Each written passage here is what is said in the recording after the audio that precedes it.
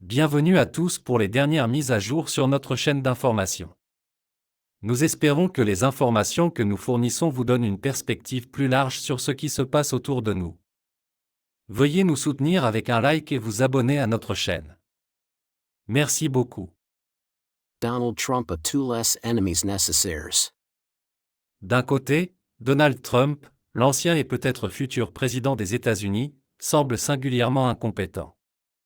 Il a perdu une élection sans précédent, une élection où le vote par correspondance, incertain, s'est multiplié, où de nombreux États ont apporté des modifications constitutionnellement douteuses à leurs procédures de vote, et où les grandes entreprises de la technologie ont eu une influence décisive et peut-être déterminante. Puis encore, Trump est devenu l'année dernière le premier ancien président à être inculpé de manière criminelle 4 fois. Dur coup, c'est sûr. Mais d'un autre côté, il y a une chose qui devrait fournir un peu de réconfort à Trump et à ses nombreux partisans. Comme nous le voyons se dérouler en direct à travers le pays, Trump est vraiment béni avec les meilleurs ennemis. Pour tous les malheurs de Trump, il est également aidé en ce moment par une chance très, très bonne. Considérons certains des ennemis les plus importants de Trump, alors qu'il se lance dans la primaire présidentielle républicaine et regarde vers une revanche lors de l'élection générale contre le président Joe Biden. Premièrement, il y a Biden lui-même. Le président nominal des États-Unis est une honte indescriptible pour la nation, physiquement cadavérique, palpablement sénile, chroniquement mal informé, totalement dépourvu de jugement et généralement ignorant de où il est et de quelles paroles émanent de sa bouche. Il est une honte pour son poste, et c'est un service public choquant que sa femme et ses manipulateurs lui permettent même de se présenter à la réélection dans un tel état affaibli. Le rapport du procureur spécial Robert Hur déposé la semaine dernière, dans lequel il expliquait qu'une des raisons pour lesquelles il ne recommande pas de poursuites criminelles contre Biden et qu'il est mentalement inapte à être jugé, est une étonnante admission ouverte de la réalité terrifiante que les élites du Parti démocrate ont frénétiquement essayé de cacher. Deuxièmement, il y a l'ancienne gouverneure de Caroline du Sud, Nikki Haley, dernier concurrent de Trump dans la primaire présidentielle républicaine. Haley est l'incarnation même de tout ce qui n'allait pas avec le GOP avant Trump. Elle est un fondamentaliste du laisser-faire déconnecté des préoccupations et des priorités des électeurs républicains, une néoconservatrice stridente personnellement corrompue par le complexe militaro-industriel, vise, Boeing, une enthousiaste de l'immigration de masse qui n'est pas guidée par le désir clairement exprimé des électeurs de fermer la frontière mais par le désir des corporations de la maintenir ouverte, et une lâche lorsqu'il s'agit de la juste poursuite de la guerre culturelle contre les forces de l'incendie civilisationnel. La nature caricaturale d'Haley en fait un parfait faire-valoir pour Trump. Troisièmement, il y a Alvin Bragg, l'avocat financé par Soros à New York qui poursuit maintenant Trump sur le ridicule prétendu que les paiements d'argent de poche que l'ex-fixeur de Trump, Michael Cohen, a fait à la star du porno Stormy Daniels à la veille de l'élection présidentielle de 2016 constituaient des registres d'affaires falsifiés dans le but de quelque chose. L'inculpation de Bragg ne stipule jamais réellement à quoi les registres ont été falsifiés en vue de et Bragg a besoin d'un crime supplémentaire pour 1. Surmonter la prescription de 3 ans du crime d'enregistrement falsifié et pour 2. Transformer en crime grave ce qui serait autrement un simple délit. L'affaire de Bragg est un cas remarquablement frivole, et le fait que c'est ainsi qu'il dépense des ressources judiciaires dans une métropole en proie à une épidémie de criminalité générationnelle en fait un autre ennemi idéal pour Trump. Enfin, il y a le procureur du comté de Fulton, en Géorgie, Fani Willis, dont l'effondrement dans la salle d'audience cette semaine, et la probabilité qu'elle ait menti en justice sur la chronologie de sa liaison extra-conjugale avec son propre procureur spécial nommé, a cristallisé ce qui semblait déjà probable, la poursuite en Géorgie, qui semblait autrefois la plus dangereuse des 4 affaires criminelles de Trump, est en train d'imploser. Willis est apparu comme très peu professionnel lors de l'audience de jeudi sur sa possible disqualification du cas. Elle a vertement réprimandé les avocats de Trump, et elle a été avertie à de nombreuses reprises par le juge-président. À ce stade, l'affaire géorgienne de Trump n'aboutira pas à un verdict avant l'élection, les seules questions sont de savoir si un procès aura lieu du tout, et si Willis finira par être celle à aller en prison au lieu de Trump ou de ses co-accusés. On dit souvent qu'il vaut mieux être chanceux que bon. Donald Trump pourrait encore être déraillé par l'enquête fédérale du procureur spécial Jack Smith à Washington, D.C., et il s'apprête à être frappé par un verdict injuste dans l'affaire de fraude civile du procureur général de New York, Letitia James. Mais partout où Trump regarde, la chance semble lui sourire. Putain, sur la réaction de l'Ouest à l'interview de Carlson, c'est bien qu'il écoute ce que j'ai à dire. Le président russe Vladimir Poutine a déclaré qu'il est bon que l'interview avec le journaliste américain Tucker Carlson ait fait écouter à l'Occident ce que la Russie a à dire. Tout d'abord, c'est bien qu'il regarde et écoute ce que je dis, a déclaré Poutine au reporter de Rossiya à Pavel Zarubin, commentant l'évaluation négative de son interview. Il n'est pas possible d'avoir un dialogue direct avec l'Occident aujourd'hui et Moscou est reconnaissant à Carlson pour la médiation, a déclaré Poutine. Si aujourd'hui, pour une raison liée à eux, l'Occident, nous ne sommes pas en mesure de mener un dialogue direct, alors nous devrions être reconnaissants à M. Carlson pour le fait que nous puissions le faire par son intermédiaire, a-t-il ajouté. La seule chose à regretter est que la Russie n'ait pas commencé des actions actives en Ukraine plus tôt, a précisé le président. Poutine a rappelé les accords de Minsk et la reconnaissance de l'ancien chancelier allemand et du président français de l'époque qu'ils n'avaient pas l'intention de respecter les accords, mais simplement de gagner du temps. La seule chose que nous pouvons regretter, c'est que nous n'avons pas commencé nos actions actives en Ukraine plus tôt, croyant que nous avions affaire à des gens décents, a souligné le président. L'OTAN est un outil de la politique étrangère américaine, si Washington estime qu'il n'en a pas besoin, c'est sa décision, a ajouté Poutine. Je pense que l'OTAN n'est plus nécessaire du tout, cela n'a aucun sens. Il n'a qu'un seul sens, c'est un instrument de la politique étrangère américaine. Mais si les États-Unis estiment qu'ils n'ont pas besoin de cet outil, c'est leur décision, a-t-il déclaré. L'ancien président Donald Trump a sa propre vision de la manière dont les États-Unis devraient aborder leurs relations avec leurs alliés, a précisé Poutine. Les démocrates ont menacé le lanceur d'alerte de la famille Biden pour crime, Tony Bobulinski, alors qu'il confirmait sous serment que Joe Biden est le grand homme. Mardi dernier, l'ancien partenaire commercial de Hunter Biden, Tony Bobulinski, a témoigné devant la commission de surveillance de la Chambre à huis clos dans le cadre de l'enquête sur la destitution contre Joe Biden.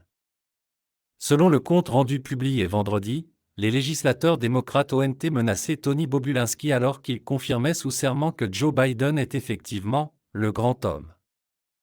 Rappelons que Tony Bobulinski, lieutenant à la retraite de la marine américaine, était le PDG de Sinohawk Holdings, une société en partenariat entre les Chinois opérant par l'intermédiaire de CEF président YE et la famille Biden. Bobulinski a déclaré à plusieurs reprises qu'il avait rencontré Joe Biden à de nombreuses reprises pour discuter des affaires étrangères de Hunter Biden. Il y a des centaines de points de données qui montrent que Joe Biden agissait en termes capitalistes, je dirais que c'est le président, a déclaré Bobulinski à Tucker Carlson lors d'une interview l'année dernière. Bobulinski a également accusé Hunter Biden de fraude contre ses partenaires commerciaux en acheminant secrètement plus de 5 millions de dollars dans sa propre société d'investissement. Le 22 octobre 2020, Bobulinski a tenu une conférence de presse où il a confirmé que Joe Biden avait menti sur son implication dans les affaires étrangères de Hunter Biden. Il a également révélé que Joe Biden, alias le grand homme, recevrait une réduction de 10% sur ses transactions via Sinohawk.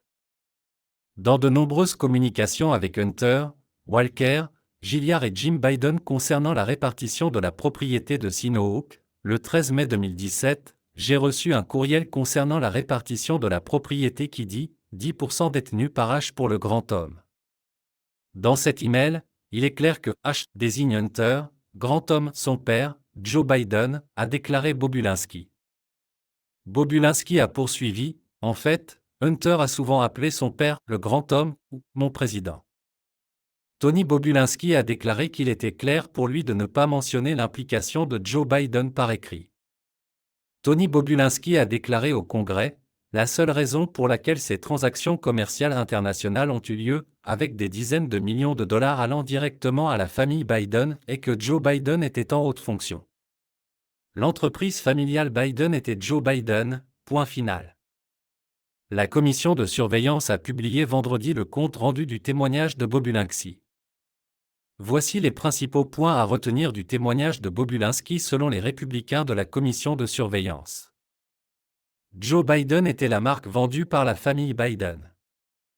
Joe Biden non seulement connaissait les affaires de sa famille, mais il les a permises et y a participé, malgré le fait qu'il soit protégé par un stratagème pour maintenir une déniabilité plausible.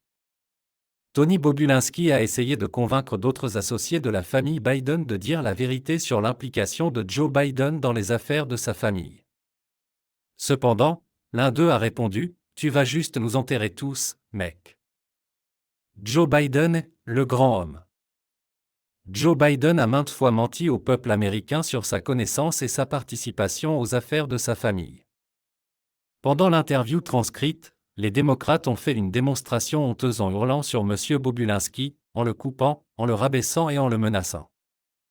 Le représentant démocrate Dan Goldman a averti Bobulinski « Vous devriez faire attention, monsieur. » Bobulinski a répondu « Faire attention à quoi ?»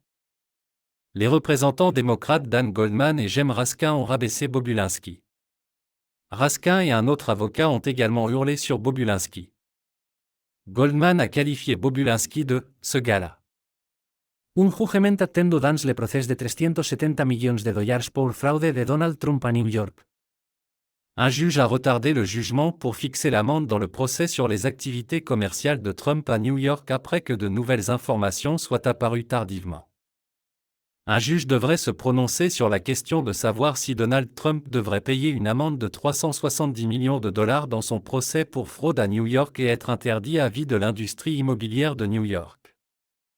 Le bureau du procureur général de New York a poursuivi Trump pour avoir surestimé la valeur de ses actifs sur les déclarations financières du gouvernement. Les fils adultes de Trump, Donald Trump Jr. et Eric Trump, ainsi que deux anciens cadres de l'organisation Trump, Allen Weisselberg et Jeff McConney, sont également accusés dans cette affaire. Le bureau du procureur général de New York avait initialement demandé 250 millions de dollars en restitution, soit le montant d'argent qui a été illégalement profité après que Trump ait exagéré sa valeur nette. Dans leur plaidoirie de clôture écrite en janvier, les procureurs ont fini par augmenter leur montant de restitution à 370 millions de dollars. Les procureurs demandent également au juge, Arthur Engoron, d'interdire à Trump de travailler dans l'industrie immobilière de New York. C'est une punition similaire à celle qu'un tribunal fédéral de New York a infligée à Pharma Bro, Martin Shkreli après qu'il ait été reconnu coupable d'avoir surfacturé un médicament vital. Les procureurs dans l'affaire Trump ont cité la décision Shkreli comme un exemple de ce qu'ils considèrent comme une punition appropriée pour Trump. L'amende et une interdiction s'ajouteraient à la punition que Engoron a ordonnée dans sa décision préalable au procès en septembre, lorsqu'il a ordonné l'annulation des licences d'entreprise de Trump. Trump, qui a nié tout acte répréhensible, a fait appel de cette décision et fera sans aucun doute appel d'un deuxième verdict de culpabilité. Un porte-parole de la Cour suprême de New York a déclaré que Engoron devrait rendre son jugement vendredi. Engoron avait initialement déclaré qu'il prévoyait de rendre son jugement à la fin de janvier, mais deux événements semblent l'avoir dérouté. Le premier était une lettre d'un ancien juge, Barbara Jones, qui est actuellement le surveillant nommé par le tribunal chargé de la surveillance financière de l'organisation Trump.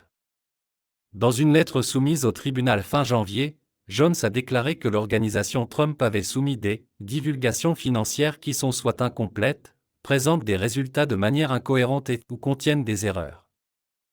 Jones a spécifiquement mentionné un prêt personnel de 48 millions de dollars que Trump a reçu d'une entité liée à son immeuble de Chicago en 2012. Bien que Trump ait déclaré le prêt comme une dette sur ses états financiers depuis des années, Jones n'a trouvé aucune trace de ce prêt, et la société a finalement déterminé que ce prêt n'a jamais existé. Un deuxième événement début février a également retardé le jugement. Weisselberg, un ancien cadre de Trump qui a servi de directeur financier de l'entreprise, aurait été en pourparlers avec le bureau du procureur du district de Manhattan pour un accord de plaidoyer concernant un procès séparé. Le New York Times a rapporté que Weisselberg envisageait de plaider coupable dans le procès pour fraude de Trump afin de ne pas être appelé à témoigner dans le procès séparé de hush money de Trump, qui est prévu pour le 25 mars. Bien qu'Engoron ait finalement envoyé un courriel aux avocats du procès pour divulguer ce qu'il savait sur l'accord, les deux parties ont exhorté Engoron à aller de l'avant avec son verdict. Dans un message en majuscule sur Truth Social publié mercredi, Trump a déclaré « Engoron a erronément statué contre moi avant même le début du procès. Cette décision corrompue sera un jour sombre et triste pour le système judiciaire de l'État de New York. »